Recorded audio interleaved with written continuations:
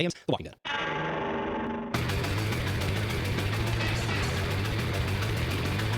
Hello everyone, welcome to The Talking Dead. This is episode number 51 for Wednesday, the 17th of August, 2011. We're recording on Wednesday because we couldn't get our act together this week and do it on a normal Monday night. It's mostly your fault. No, it's pretty much entirely my fault. No, I canceled Monday anyway. Which is tired. So even though I canceled, you were about to cancel anyway. Yeah, I would have done anyway. Okay, well, there you go. So it's mostly my fault, but not entirely. Right. No matter what, we are recording. There's lots of news. On the program today, we have our actor spotlight on Stephen Yeun. We will announce our next actor spotlight. And for that, of course, we have all the week's news as it relates to The Walking Dead. Not all the week's news, because that would be a long podcast. We have The Walking Dead news, and there is lots of it. So I think we should get right into it. Jump right in. This is very lots of stuff. If I fall asleep during the podcast, just wake me up again. Yeah, you got to make it up sometimes. Like Poking stick. Poking stick. I've had a long day. I was up at 5 a.m., so I may need to be poked.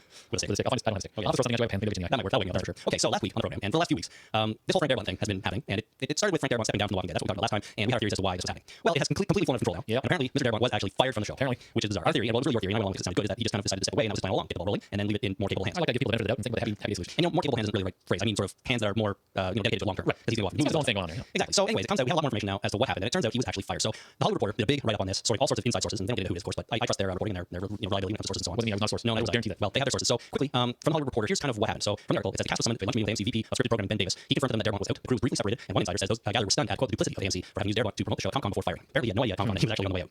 The cast was angry about this lack of explanation. They were simply told critically this isn't working. Above all, they were disheartened. It's a crushing blow, says the insider. Even when you have a hit, they can still destroy you. Yep. So there has not been very much public comment from the cast or from Darabont. They've all been pretty much staying quiet. And another source quoted in the Hollywood Reporter with all the situation says AMC has been terrorizing them, that's the cast, and their representatives to discourage them from speaking out on Darabont's behalf. Apparently, they're scared. Confirms the insider. They're on a zombie show, and they're all really easy to kill off. Exactly. So it's not like they have no way of killing off a large number of people. So if they piss somebody off, they're worried about losing their job. That's right. So this is a whole big pile of crap. This is very. This makes me very sad and uncomfortable. I don't like this kind of strife in everyday life, but having this kind of situation leaves a bad taste in my mouth for especially something that I like this much. Yeah, it does, and to have people we like involved and respect so strongly that it's like all came together because of their efforts. And it feels like it's falling apart a little bit. Yeah, You know what I mean? it does. Frank Darabont was the creator of the show in conjunction with Robert Kirkman, of course, and he was the showrunner and director and writer in the first season, and it was quite good. People had their criticisms of everything, but they always do. In general, it was quite good. And here we are working on season 2, and suddenly he's out, fired.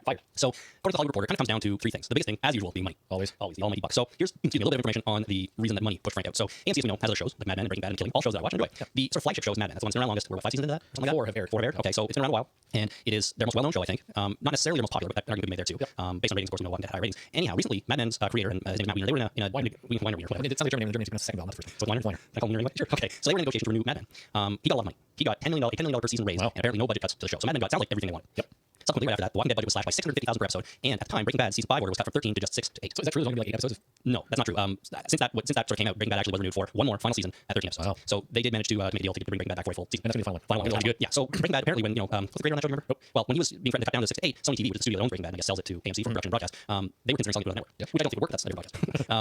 So Breaking Bad had their almost had their season cut down, and more importantly for us, Frank Darabont appears to have been fired as a result of cost-cutting measures because Mad Men got so much money. Right. So Frank got too much money. Is that the problem? Well, I don't want to sit here and entirely blame Mad Men for this because Matt Weiner is just doing what he wants to do. And he's negotiating, and he agreed to a deal. That's fine. That's within his right to do. The fact that he got so much money from them is neither here nor there, really. Well, yeah, it's a different show. It affects the other shows on the network if they have to cut their budgets to keep Mad Men happy. Right. But whatever, that's what they got. That's what they did. Bottom line here is AMC, for whatever reason, is being cheap, or I don't know, I guess they're trying to be frugal and not overspend. Right. So that's what happened. So they fired Frank and they cut the Walking Dead budget. That's no reason to fire Frank. I mean, so far that's not the reason to fire Frank. I mean, Frank Darabont, he said he's stepping down anyway. Why not just let him step down? Like, why go through this whole thing of firing him? But so money aside, maybe. Right, the stepping down thing was just a front for the public, right? I guess they could have left it at that, but for whatever reason it came out that they actually sort of fired him. So he wouldn't have left had they not screwed the budget of the show. Is basically what happened. Yeah. So AMC is it seems like they're kind of favoring their one show over their other ones. Shouldn't do that. Which they shouldn't do. This affects me. That's right. Absolutely affects us. What we do right here, right now. Yeah. The interesting thing, of course, is that Walking Dead's ratings were higher than both Mad Men and Breaking Bad. In fact, you could almost add up Mad Men's and Breaking Bad's ratings, and you just surpass The Walking Dead. Yeah, so that doesn't make sense. That doesn't make any sense. Now, what does make sense is that The Walking Dead is the only show they air that AMC actually owns. Right. So they bear all the risk of fails, and of course, and benefit most if it's a great success. There's not a lot of risk, in my opinion. Not the ratings that they have on the first season of the show. Season 2 is not a lot of risk unless they make it risky by undercutting the confidence in the show, which is what they're doing. Which is kind of what they're doing, yeah. But so there's more risk theoretically than if some other studio owned it, right? Because if it fails, they lose a lot of money. So they're trying to minimize their risk and minimize their money losing potential if it goes down. But which, as you say, I don't know if there's a great deal of risk that actually would. Unless they know something we don't. Yeah, unless they do, which hopefully is not the case. Yeah.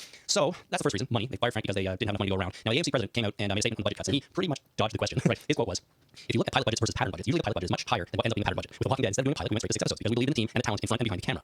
Right. Then we came back to the 13 episode second season, and amortization of 13 episodes is very different than over 6, but we settled into one of the highest pattern budgets for a basic cable series. Right. So he's saying that, shut up, the budget's still fine, they should be able to make it work. Right. So yeah, what he's saying is that look, there's money to go around. It looks like less per episode because we only spent all that budget on 6 episodes in the first season. We got to spread it over 13 in the second. So I don't know, it seems shitty to me though. Of course, he's a TV executive, what do I expect? Right. Well, these things like amortization over 13 episodes and pattern budgets, it's not a lot of jargon, right? Yeah. Speak plainly, man. Well, yeah, I mean, I never heard the term pattern budget before, but I guess it's the budget over a series of episodes rather than looking at a single episode budget, right? So the fact that he says that they still have the highest pattern budget for a basic cable series or one of, I mean, that's good and all, but it's zombies pay for your folks. A lot of them too. It's like dangling a carrot in front of somebody and then sort of just giving it a reach, right? Or letting them have it for a little while, but then yanking it back. That's like Battlestar Galactica. Spend all the money on special effects for the first episode, and then you just reuse that same special effects for the entire run of the series. Like the spaceship flying through space. That's right. They call it Battlestar again. Vipers? Yeah, the Vipers. I think I saw the same Viper shot a few times. Well, yeah, I'm talking about the original Battlestar Galactica series where they reuse the Vipers in the what do you call it, silent ships? I'm gonna go silent ships. They're silence because they're no, in the original series they were actually piloted by silence. Oh really? Yeah. There's two in front, one back, commander, and I didn't watch much of the original series. Oh, you should. Netflix. You should watch it. I know, but I'm gonna do that now. Right now, pause the show. We'll watch the entire series. No. All right, moving on. Pattern budgets. Yeah. So one more thing on a couple more things on money. So the Hollywood Reporter reports that AMC's decision to cut the budget dated the previous fall. So a long time ago, when season 1 was still on. When the network instructed Darabont to produce 13 episodes for second season, up from 6 in the first season for less money. Not the original 6. Less money for 13 episodes. For less money than the original 6. That sucks. Yeah, that's not good. Not only would the show get a lower budget, AMC also decided that The Walking Dead would no longer reap the benefit of 30% tax credit per episode that came from filming in Georgia. Now the network was going to hold on to that money. So I think what they're saying there is that they're getting tax credit for production, and they're taking that money and putting it back into the show. Right. And then AMC's like, nah, we'll keep that. We already need that because we need to give it to Matt Weiner for Mad Men. That's right. We need that 30% because he demanded so much. So AMC, the studio, is making money off of a tax credit that The Walking Dead is getting for filming in Georgia. Right. That doesn't seem fair. It's their prerogative. I mean, they're getting credit. They can do what they want with that money. They should be putting it back into the show that's filming. That makes sense. You'd think. And that's what the government of Atlanta wants them to do. They're incentivizing the filming of the show down there by giving them this money back on the taxes so that they'll film more stuff there. But that goes towards somebody's bonus. Who's I don't know, somebody at AMC gets a bonus for, hey, we got all this money from tax credits for filming in Georgia. Hey, good work. Here's $3 million. Oh yeah, probably. Like, so you're right. Somebody's sitting there goes, I know how we can save money. Instead of spending it on our show, let's just keep it. Yeah. And then they get a bonus. So people count that as a revenue stream. Hey, good work, Georgia, got a whole revenue stream coming in here. That's right. bonus. It's a revolutionary idea. Don't spend money. But in this case, you need to spend money. So finally, I know Hollywood Reporter. A source says that AMC has its own ideas about how to make the show more cheaply. Now this is the thing that sounds the most insane to me. Hollywood Reporter says the show shoots for 8 days per episode, and the network suggested that half should be indoors. 4 days inside, 4 days out. That's not The Walking Dead. Have you seen anything to do with The Walking Dead? Can't film inside. What the hell are you doing inside? Let's go to a mall. You know, how many times have they done that? Go to a mall. You could be inside. No, we know these group of survivors are traveling across the state right now. They're moving around. They're not going inside. You can't have 50% of the show take place indoors. It's just impossible. Yeah. It's all indoors, except for some specific California type outdoor stuff. But Yeah, that's sad, I think. Well, exactly. You know, you film indoors, it's a controlled environment. It costs less money. You film outdoors, you got to stop traffic. You got to flip over cars. You got to, you know, yes, indoors would be cheaper, but the wrong show to suggest that. No, really the wrong show. I mean, yeah, remember a long time ago, there was at one point we talked about the possibility of an entirely zombie-free episode. Right. They want to do that because the zombies cost money. Right. That make it cost a lot of money. Those extras cost money. And when they're indoors, you can get away with one zombie or no zombies. When you're outside, that's when you get hundreds at a time. So they're being cheap. They're being cheap. It's not, if they do all these, if they take all these suggestions to heart and actually go down the road with this, and they can because they'll just hire producers, directors, and writers. They'll do this for them because they're the studio. They're going to turn this into a shell of the original show, and it's going to be crap. They're already indoors here, banging on the door and talking about, I don't know, how to build a fire. Yeah, how to build a fire. Well, that's a whole episode. Grab that chair, throw it on the fire. We gotta stay warm for the night, everybody. Be quiet, don't make any noise. There's zombies out there, I swear. So they're being cheap. Now, again, as I said before, I don't hold this against Mad Men because they just negotiated a deal they could, and that's fine. More power to them. It's AMC that is being stupid here by accepting a deal for one show that is going to hurt potentially their other shows. We don't know yet. We'll see when season 2 airs. Well, season 2 might be okay because that's already in motion. It's season 3 that I'm worried about. Yeah. Well, yeah, season 3. That's when we can really start seeing these cost-cutting measures in place. But even season 2, I mean, they've already had the budget lowered. And they just take, if they all had half the number of squirrels they had in the string the first time, would that save them any money? Yeah. I mean, I could live with half the number of squirrels on the string. They throw it great. Totally. So, but zombies and inside, I don't know. Yeah, the insider said along that point, this is not a show that takes place around the dinner table. That was just one of what this person describes as silly notes from AMC. Couldn't the audience hear the zombies sometimes but not see them to save on makeup? Oh, sure. It just sounds so ridiculous. The source says they're going to fight a constant battle to keep the show big in scope and style. I have a joke for you. I have 2 jokes. Lay on. How many directors does it take to turn a light bulb? How many directors does it take to turn a light bulb? Let's put that light bulb over here. How many producers does it take to turn a light bulb? How many? Does it have to be a light bulb? Yes. There you go. It doesn't have to be a light bulb.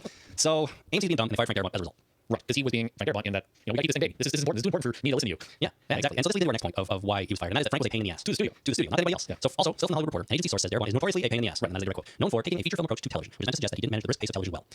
You know what? Suck it up. You hired him. You did a good job, and that's what else can you say? Yeah, I knew they were getting. Exactly. You can hire Frank Darabont. You can get Frank Darabont. What the hell? You can hire just, if you don't license his name, that's fine. But you like Frank Darabont, and he has nothing to do with the show except that he somehow made the growth to you. Yeah, exactly. The Hollywood Insider says another insider says Darabont's approach was what made Walking Dead special. Frank fixed the show. He said a few minutes ago. He just doesn't do what the network wants him to do. Yes, they don't like that. No, they don't. He's a filmmaker, and that's why the show was as good as it was. Sources ties to the show. It was on schedule, on budget. So it doesn't sound like they had anything to complain about other than maybe Frank was like, it's kind of hot here, and we're doing really good work, but it's hot, and okay. So just my experience with working with clients as a consultant, right? I work, working with people. A lot of times I can bring a project on time and on budget, but that's not enough. A lot of times you have to provide information early and often. Show early, show often. That's what the one model we live by in my work. So you have to keep the client in the loop. You have to make them feel informed. You have to make them feel like they have input. You can't just say I'm on time, screw off, right? Or I'm on budget, no go to hell. I'll let you know when I'm done. You can't do that. They're giving you the money. They're the client. You have to manage the client as well. So maybe he's as a director of films, he's the God of Walk kind of thing. He's this is my movie. My name's at the end of the titles. I'm going to do what I want, and that's what you hire for a director. You want a director to do that. But for TV, maybe the studio wants a little more control and a little more information than Frank was used to giving. Sure, but you think they could come to some sort of agreement, like sit down, talk it out. Yeah, and maybe they tried that. We don't know. Yeah, maybe the lawyers tried that, or agents or what have you, or somebody. Now, sort of along these lines, sources involved with AMC say that the network does not really seem ready to handle its success. So they had a lot of success. They're a fairly new network. They don't have a lot of shows, but they're all very good and successful shows. So mostly.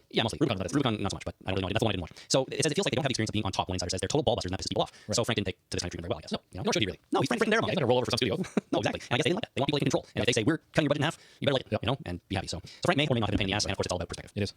Now finally, there was one more thing reported, and that is that apparently some unusable footage was turned in for one of the early season 2 episodes. Apparently they hired a director who was mutually agreed upon choice, right. And but he turned in some footage from one of the dailies that was just no good or unusable. They don't really get into why or what was wrong with it. But the bottom line is Frank had to sequester himself in an editing room and try to fix it through editing. Bad acting. That's hard to fix in editing. It really is. Bad direction. The director was getting bad performances out of people. Maybe he made it all mad and they looked mad all the time. They weren't supposed to be. Yeah. Maybe he made him cry. Who knows?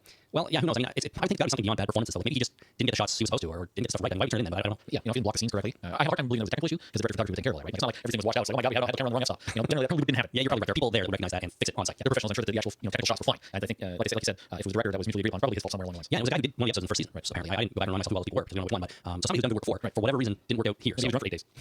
Or being a director, I'm sure there's a lot of legwork before you actually get to the day of the shooting. You have to plan out what the shots are going to be. You have to block everything. I'm sure there's way more work than I can possibly imagine in setting all this stuff up. If you're not ready, or if he's coming off of some other gig that just completely burned him out, or if he's got something going on in his personal life, you get there on the day. I was like, okay, what's the script again? Yeah. All right, so the first line, let's just go ahead and shoot that. You guys go stand over there and go. Yeah. If his heart wasn't in it, that would be just bad. Yeah, it would be probably really bad for them to hire me to go in and shoot an episode because I can guarantee you we would get not only unusable footage, but somebody would probably kick me off the set. Probably. You don't know what you're doing. You should leave. You should go home. Yeah, go home. We'll get someone who does know what they're doing. So good thing they didn't hire you. Yeah, maybe they just this dude was on a bad day. Maybe he just couldn't get it right. Just go to Monster.com, see if there's any television director jobs out there. Any experience? None. I watch a lot of TV. Oh yeah, I watch tons of TV. It can't be that hard. Right? I talk about it a lot. It's TV for crying out loud. How hard can it be? Seriously, point the camera and people say stuff. Yeah. And this stuff's already written down. Come on, people. So anyway, Frank was trying to fix this, but people speculate that AMC was maybe just using this as sort of the straw that broke the camel's back, and they're like, you know what, things aren't going well. Let's just can the matter. I'm sure editors have to deal with this crap all the time. They get dailies coming in. And, oh my god, I got to put this in stuff. Yeah, watch. Are you kidding me? Seriously? There's no one taking the shot. It's bad. Whose idea was it? Just cut it out. Yeah, exactly. So I'm sure a master editor can do this. Maybe all that unusable footage that he sat in a room with an editor, sequestered himself in a room with an editor, and they fixed it. Yeah, and it said, oh, this is unusable footage, but he fixed it. That part doesn't make it into the story. He just had to go into a room and try and fix it. Maybe he was successful in it. Yes, maybe he was. So I don't know. Too bad. But anyways, so the bottom line is Frank Darabont is gone. He was fired from The Walking Dead. We know Glenn Mazzara has stepped into the role, who is an accomplished TV showrunner. Yep. And we'll see. I mean, we won't know really the end result until we see season 2 and see if those budget cuts have affected it or if they've shot the entire thing indoors. Yeah, I don't know. We'll find out. It's just too bad that Frank is gone because he seems to be doing such a great job. What if little tiny models would be cheaper? Like a little model car and like a little stop motion zombie or what have you. Claymation zombie. Claymation, yeah, something. They have go motion now. That's the whole thing. I don't even know what that is. I don't know. It's different stop motion. Oh yeah, it's not stop motion. It's go motion. Yeah, it was apparently a great big break in special effects when they went from stop motion to go motion. Oh god. Well, look that up and tell us next week what it is. I forget. Okay, so before we get into entirely different news, the Hollywood Reporter did run a follow-up story to this initial article, and it was titled AMC execs running damage control. So news of all this got out, and the internet kind of went crazy, and people were like, what the hell's going on? Why are they doing this? The show's going to go on the toilet. Apparently AMC President Charlie Collier and head of original programming Joel Silverman flew to Atlanta for a one-day visit to the production office of The Walking Dead, where they met with the cast and crew. The nature of their interaction with them is not known, nor is the involvement of Glenn Mazzara, who took over as showrunner. So we don't know if Glenn was there. We don't really know what the executives told them. Yeah, probably something like this guy's going to tell you what to do, and that guy will do it because this is a zombie show. He can tell you how to really. Yeah, we certainly can. So I guess that's what they said, but who knows? Damage control is the right word for it. Now, they also reported that since their box fired, there's been chatter on the set about the cast and crew doing a work stoppage in protest. Apparently their agencies representing the actors have urged them not to walk out, and of course no work stoppages occurred that we know of. But can you imagine if they all suddenly went on strike? Well, the show die. Like, I don't know if they can do that, first of all. I mean, actors are unionized, so I guess they can go on strike. Yeah. But I don't know. It's not like, I mean, a strike generally involves an entire union, not just 4 or 5 people from one union. Right. That's why it's on strike. It's a work stoppage. You're right. They're Or not. maybe it's a work slowdown. I'm going to say my lines. I'm going to say them very slowly.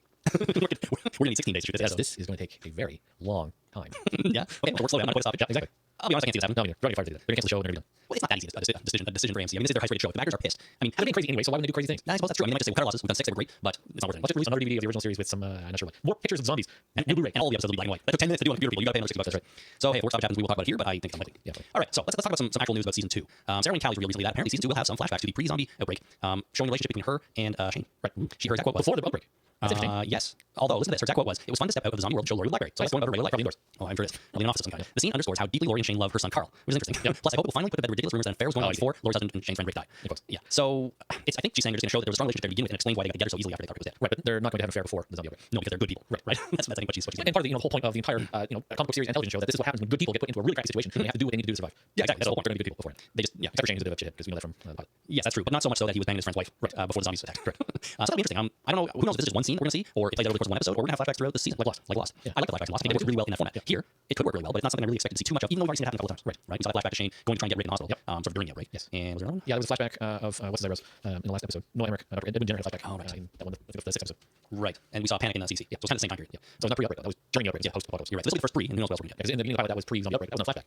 No, yeah, you're right. That wasn't a flashback. That was actually happening. Actually, now. There you go. So related to this, apparently Kirkman is considering doing a Volume 0 graphic novel that explores the same scenario. Neat. So he's going to write something and put it out as a comic that kind of does the same thing. I wonder how strongly they will be related. Will they tell the same exact story? Oh, no.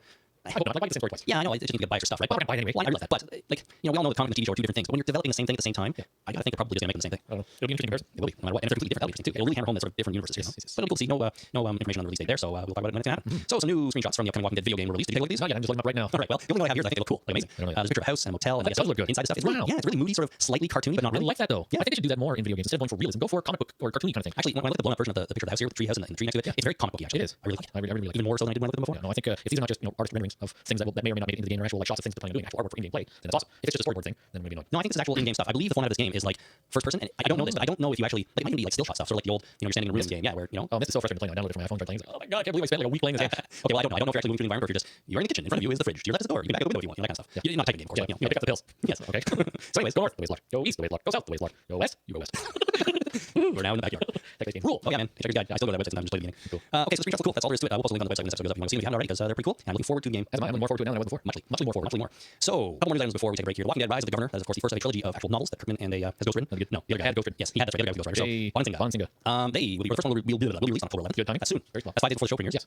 Man, which is only like less than 2 months away. Holy crap. It's available for pre-order on Amazon. So you can go do that right now. Pre-order for Kindle, so it just shows up on my Kindle. I don't know. There's no word yet on whether there will be an audio version either. Well, I mean, that stuff usually comes after anyway. Yeah, I suppose. They never release audio right away. Is that what people buy the book and then get the audio later? I think so. They get to find a book and then they have time to get somebody in the studio to read that thing and they have to edit and then put it all together and package it up. Usually takes a little bit of time. Yeah, I suppose that makes sense. I suppose they have someone read it though while it's being produced and stuff like that. You take something standing with the typewriter. The zombie. The book's been done. The arm. The book's been done for a while, dude. They're gonna manufacture them and finish the artwork and all that kind of stuff. Yeah, you're probably right. They can probably get together, but they probably want to sell print version first. Besides, you can audio read stuff too if you want. Oh, really? Yeah. Some books are turned off, so you can't actually listen to the audio.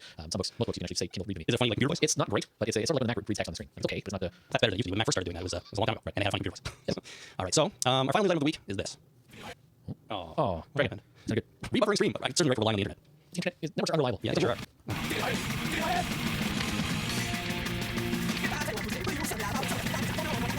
So, were you a big fan of the Anthrax? I was never a fan of the Anthrax. You know the song about the time? I do not know that song.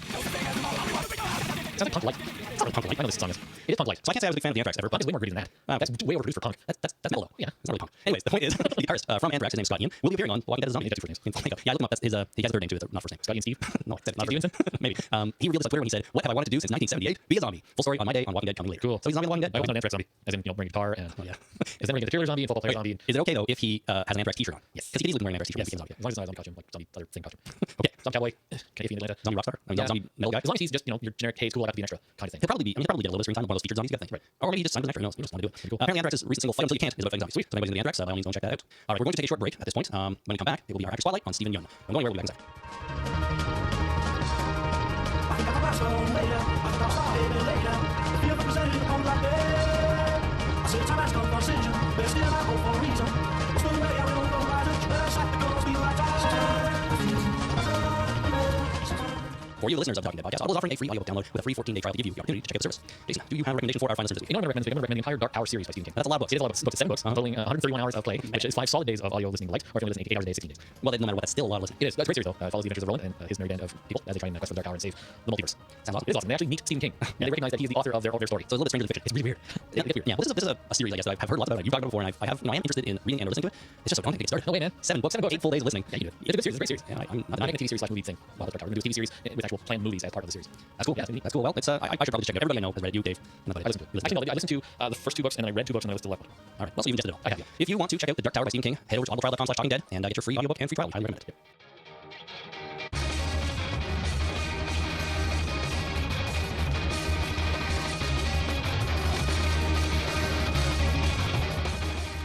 Hey everybody, welcome back to the show. As promised, it is now time for our Walking Dead actor spotlight on Steven Yeun. Now, anybody who's paying attention will know that we had trouble finding stuff to watch from Steven's back catalog because he hasn't done a lot of acting. He's relatively new, and that's okay. He's totally fine. The one thing we did sort of want to watch was a short film that he started in but couldn't get our hands on a copy of it. So it may be something we can check out later on if we reach out to the producers of that and see if we get a copy or if it's released somehow. But for now, what we watched was Big Bang Theory, season 3, episode 22, called The Staircase Implementation. Yes. Now, you watched Big Bang Theory before. I watched them all episodes. I have not. This was your first episode? No, I've seen 1 or 2 here. Right. I do not like the show, so Yeah, I've never watched it. Now, the summary for this episode is that after Leonard and Sheldon get in a fight over the thermostat, Leonard goes to Penny's apartment and tells her about how he met Sheldon the first time and how they became roommates and what happened to the elevator. That's right. None of that really makes a lot of sense to me. Okay, so yeah, but it doesn't matter what. Right. So the elevator was a running gag in the show where in 3 seasons there was they didn't explain why the elevator didn't work. They always had to climb 4 flights of stairs around this elevator, and never explained why the elevator has been broken for years, and nobody has ever said why. So this is a big reveal in the show of why the elevator is broken. So spoilers, it's because they blew up. Yes. Now the point of all this was to watch Steven Yeun, and he was in this episode. Yes, he was. He had 3 lines. 3 lines. I was going to say 2 or 3 lines, and his scene was no more than 20, 30 seconds at the most. Right. He never came back. That was just at the beginning. Sheldon's old roommate. Sheldon's old roommate. He died, Sheldon died on the wall, and then burned off. He was the first warning to Leonard that maybe living with Sheldon isn't a great idea. He was good. I thought he did a great job. He owned that part. He sure did. No matter how small it was. Yeah. So Steven Yeun was fantastic. It's too bad he wasn't in more of the episode, but what he did. So watching this episode, it was actually a pretty good episode. I freaking hated it. You hated it, but you didn't hate about it. It's the Sheldon character. You like Sheldon? He's the skin guy with short hair. That's right. It's the Sheldon character. He's too much of a damn caricature of like nerdy science people. Yes. Way too much. Way overdone. And I hate him. And I don't want to watch the show because of it. Oh yeah, he is a character of the the uber nerd. Yes. And that's been done. Every time there's a nerd in something, it's usually a character like that. yes, but all these characters are not just done in a way as the uber nerd. They actually it actually speaks to the culture of nerd as well. But every episode I've seen, which granted is not many, I've seen maybe 1 other full one and then a half another one. And he's the same in all those. I thought maybe they were just doing it up for this one because it was taking place in the past, and he was the ultra nerd now then, but now he's toned it down a little bit. I didn't really get that feeling. He has toned it down a little bit. In this episode, he is more stiff and nerdy than he is in the actual show. He has mellowed a little bit. Well, okay, but the other thing is it's supposed to be a comedy, but I don't find it You funny. didn't find funny when they said the roommate agreement and he writes in Friday nights to watch Firefly. I must get all the way now. It's been on for years. But it's such a niche joke. Like, I didn't find funny that okay, so this paragraph, if either of us invents time travel, we'll travel. The first thing we'll do is travel back in time to this meeting in 5 seconds. Nailed it around. that was That was the point. Like they would never invent time travel, and they found that out right now. right, I've done that in my own life. Yeah, but you didn't find that funny? The only scene for some reason I found kind of funny was when Leonard has his other friends over the apartment, and Sheldon doesn't like it, and then they sort of walk out and he's going to get his coat and they say, no, you're not coming. I don't know why I found that funny, but that's other stuff. Yeah, so because you're the guy we're trying to get away from. Right, okay, that's what it is. He doesn't care. He doesn't care about that social interaction. He's trying to obey a set of rules on how to be interacting with other people, and he doesn't actually give a shit. So when they say no, we're trying to get away from you, he doesn't take offense. He's like, okay, Yeah, I don't know why I was amused by that, but the real problem is that they're just too stereotypical and they're one-dimensional, these characters. There's nothing to them. I disagree with you. I think they do embody different aspects of the uber nerd, but I find it amusing. And it's not just the culture of nerd. They actually have jokes about science, theoretical physics versus practical physics, and there's good stuff in there. And they have you haven't watched the show. There's whiteboards in the apartment when they have